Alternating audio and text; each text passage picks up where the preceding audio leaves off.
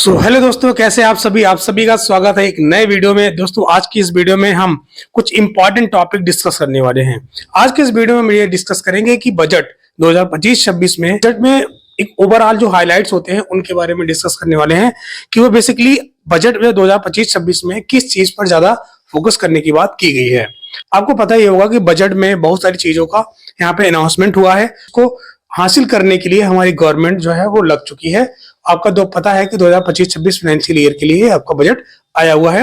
आपको पता है कि 1 फरवरी को आपका बजट पेश हुआ और जो 31 जनवरी होता है उस दिन आपका इकोनॉमिक सर्वे आया था। इस तरीके से क्या होता है कि आपका जो इकोनॉमिक सर्वे होता है वो आपका एक बैकवर्ड लुकिंग होता है, यानी कि पिछले साल आपने कितनी सारी गोल को अचीव किया है, कितना सारी चीजों को प्राप्त किया है, वो चीजों का रिकॉर्ड होता है। लेकिन जो आपका बजट होता है उसमें आपका फॉरवर्ड लुकिंग होता है, यानी कि आगे आपको क्या करना है, किस तरीके से आपने स्ट्रेटजी बनाई है 2025-26 के लिए, किस तरीके की आपकी अचीवमेंट होने वाली है आने वाले समय में, और आपने किस चीज को टारगेट किया है, किस चीज को आपको हासिल करना है, उन सारी चीजों का जिक्र होता है आपका बजट में। तो यहाँ पर कुछ आपके हाइलाइट्स हैं, जिस हाइलाइट्स को हम समझेंगे आज के इस वीडियो में, और वो समझेंगे कि इसके पीछे क्या लॉजिक है और ये हाइलाइट्स आखिर किस मकसद से बनाए गए हैं।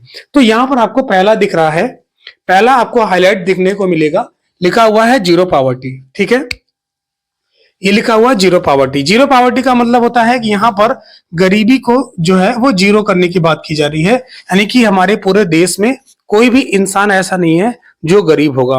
बेसिकली गरीबी का जो मतलब होता है, हम इससे लगाते हैं कि कोई भी इंसान है, उसकी जो बेसिक नीड्स होती है, यानी कि जो आप उसको भोजन मिलना चाहिए, जो वस्त्र मिलना चाहिए, जो आवास मिलना चाहिए, जिसको आप बोलते हैं रोटी कपड़ा और मकान, एटलीस्ट उसको ये चीजें मिलनी ही चाहिए। अगर किसी भी इंसान को ये चीजें प्रॉपर तरीके से मिल रही होती हैं तो इसका मतलब है कि वो व्यक्ति गरीब नहीं होता है। ये डिफाइन होता है, ये पॉवर्टी का डेफिनेशन होता है, इससे हम गरीबी का मापन करते हैं। तो पहला इसमें हाईलाइट किया गया है कि आपका जो पावर्टी होगा ना, उस पावर्टी को जीरो रखने की बात की गई है। ये यूनियन बजट 2025-26 में अनाउंसमेंट किया गया है। आपने ये पहला समझ लिया। और दूसरा अनाउंसमेंट जो सबसे बड़ा हाईलाइट है यहाँ पर, वो यहाँ पर बताई जा रही है कि 100% गुड क्वालिटी एजुकेशन, यानी कि जो भी इंसान है पढ़ाई कर रहा है उस इंसान को अच्छी खासी एजुकेशन मिले। यानी कि सपोज आपको पता ही है कि आज के टाइम में एआई का जमाना चल रहा है, यानी कि सारी चीजें एआई बेस्ड होने वाली हैं। बेसिकली यहाँ पर कह रहे हैं जो 100% गुड क्वालिटी एजुकेशन, यानी कि आपको जो एजुकेशन मिलेगी, आपको जो शिक्षा मिलेगी वो 100% क्वालिटी के साथ मिलेगी। यानी कि कोई भी चीज ऐसा नहीं होगा जिस चीज से आप उस पढ़ाई के दौरान छूट रही हो आपसे। कहने का मतलब है कि आपको एआई के बारे में भी अब पढ़ाया जाना शुरू होगा।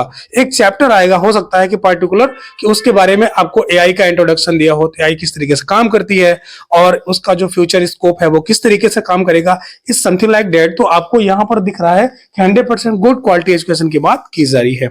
यानी कि जैसे पहले जो ट्रेडिशनल तरीके से चीजें चलती थी, हो सकता है उसमें आपको इंटरचेंज या फिर चेंजेस देखने को मिले, जिसकी वजह से जो भी एजुकेशन मिलेगा वो एक अच्छी क्वालिटी का एजुकेशन मिलने वाला है।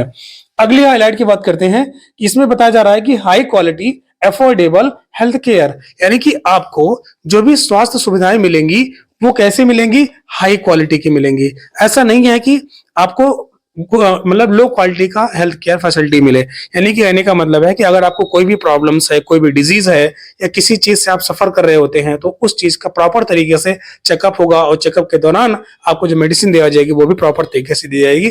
और वहीं पर ऐसा भी चीज हो रहा है जो आपका अफोर्डेबल हो, यानी कि उस चीज को आप अफोर्ड कर सकते हैं आसानी से। ऐसा नहीं है कि वो आपके बजट के बाहर हो। इसलिए यहाँ पर इसकी बात की गई है कि आपको जो भी हेल्थ केयर फैसिलिटी मिलेगी, जो भी स्वास्थ्य सुविधाएं मिलेंगी, चाहे वो गवर्नमेंट हॉस्पिटल हो, चाहे वो आपका प्राइवेट हॉस्पिटल हो, वहां पर आपको एक बेटर फैसिलिटी प्रोवाइड की जाएगी।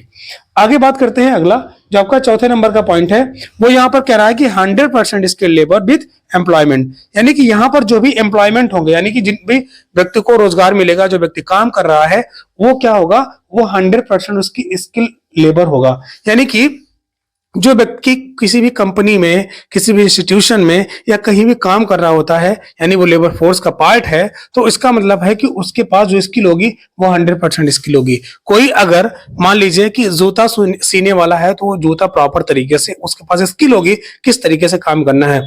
कोई अगर और भी चीजें कर रहा है, किसी भी एम्प्लॉयमेंट में वो लगा हुआ है, तो उसके पास जो भी नॉलेज होगी वो बहुत अच्छे से होगी, यानी उसको हर एक चीज पता होगा किस तरीके से टेक्निक यहाँ पर लगने वाली है, किस तरीके से हमारा काम आसान बन जाएगा विद इन लेस टाइम। इस तरीके से क्या होता है कि 100% जो यहाँ पर स्किल्ड लेबर होंगे वो क्या करेंगे, इस एम्प्लॉयमेंट में काम करेंगे, उनके पास अच्छी खासी स्किल होगी। इस चीज को भी यहाँ पर ध्यान दिया गया है, तो ऐसी बजट में आपका अनाउंसमेंट किया गया है। अगला बात करते हैं 70% वुमेन इनकम एक्टिविटीज, यानी कि यहाँ पर कहा जा रहा है कि अभी तक आप लोगों ने क्या सुना था, आप लोगों ने सुना था कि जो भी व्यक्ति होता है वो व्यक्ति ही काम करता है। आप किसी भी फील्ड में देखते थे, चाहे वो आपका इंस्टीट्यूशन हो, चाहे वो आपका एजुकेशनल हो, चाहे वो आपका बैंकिंग सेक्टर हो, चाहे वो आपका और अलग अलग तरीके की जितनी भी सेक्टर्स हैं, सभी सेक्टर्स में आपको मेजॉरिटी पहले देखने को मिलती थी पुरुष ही काम करते थे। लेकिन अब धीरे धीरे जैसे जैसे टाइम चेंज हो रहा है, ट्रेंड बदल रहा है, तो उस तरीके से जहां पर जो फीमेल्स होती हैं, जो वुमेन्स होती हैं, उनका पार्टिसिपेशन यानी कि उनका जो सहभागिता है अलग अलग क्षेत्रों में वो बढ़ती ही जा रही है। और यहाँ पर बात की जा रही है कि यहाँ पर जो भी इकोनॉमिक एक्टिविटीज होगी, फॉर एग्जांपल चाहे वो आपका बैंकिंग सेक्टर हो, चाहे टीचिंग सेक्टर हो, चाहे वो आपका इंस्टीट्यूशन कोई हो, चाहे वो किसी भी सेक्टर की बात कर ले, सभी सेक्टर्स में जो महिलाएं हैं उनका योगदान बढ़ता ही जा रहा है। और यहाँ पर बात की जा रही है 70% ऐसी महिलाएं हैं जो कि इकोनॉमिक एक्टिविटीज में काम करेंगी, यानी कि हर जगह आपको पुरुषों के तुलना में महिलाएं भी काम करते हुए नजर आएंगी। इसकी बात यहां पर की गई है। आगे बात करते हैं food basket of the world, यानी कि यहां पर इंडिया में जितने भी फार्मर्स हमारे हैं, सभी फार्मर्स एक प्रकार से क्या करेंगे, अच्छे खासे प्रोडक्शन करेंगे अपने इंडिया में, और उनको जो भी रॉ मटेरियल, जो भी उस चीज की जरूरत होगी जिससे कि अपने सामान को बना सके, अपनी फसलों को उगा सके अच्छी मात्रा में, तो उनको सारी चीजें मुहैया कराई जाएंगी। और जिससे क्या होगा, हमारे देश में, हमारे कंट्री में एक प्रकार से ज्यादा मात्रा में सारी चीजें फूड प्रोडक्शन होंगी, और जिसकी वजह से हमें किसी दूसरे के कंट्री के ऊपर डिपेंड नहीं रहना पड़ेगा। वो चीजें हमारे ही देश में बनेंगी और हमारे लोगों को ही रोजगार मिलेगा, और एटलीस्ट हमारे देश की जो जीडीपी होगी वो इंक्रीज होगी, और एटलीस्ट क्या होगा, हमारे देश का ग्रोथ होगा। इस तरीके से कुछ हाईलाइट की पॉइंट थे जो कि यूनियन बजट 2025-26 के हाईलाइट्स थे। आपने समझा कि किस तरीके से यहाँ पर कुछ पॉइंट्स के माध्यम से मैंने आपको समझाया, और इसी तरीके के कोई भी इंफॉर्मेशन, कुछ भी क्वेरी हो, आप कमेंट बॉक्स में पूछ सकते हैं। और ऐसे इंटरेस्टिंग टॉपिक के लिए आप हमें फॉलो या सब्सक्राइब कर सकते हैं। मिलते हैं और किसी अच्छे सेशन के साथ, तब तक के लिए आप अपना ख्याल रखें। धन्यवाद।